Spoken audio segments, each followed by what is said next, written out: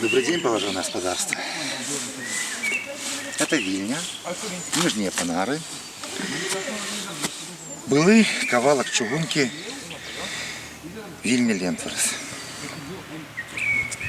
Один з двох тунелів, які має Литовська Республіка.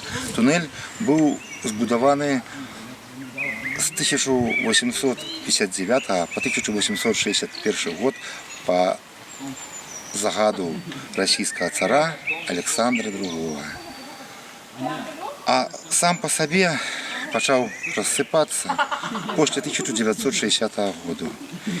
І тоді він був обставлений ось цими фундаментними блоками і спинив свою діяльність. Тунель має ось такі ось провали.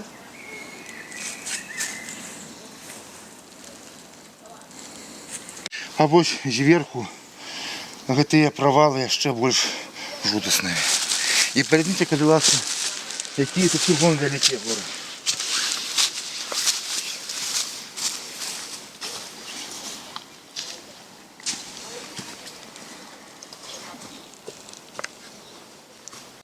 Ось, будь ласка, знову провал.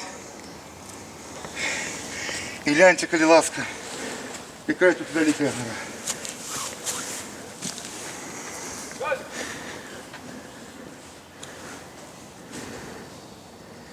Поважне господарство, черговий завал тунелю. І ось уже його кінець. Чугунка йде на керунок Каунас.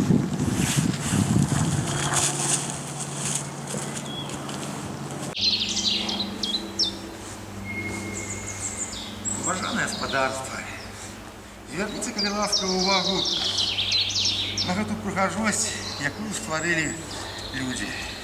Напевно, прийде той час, коли цю прихожость обновлять. І тут знову пойдуть цягники.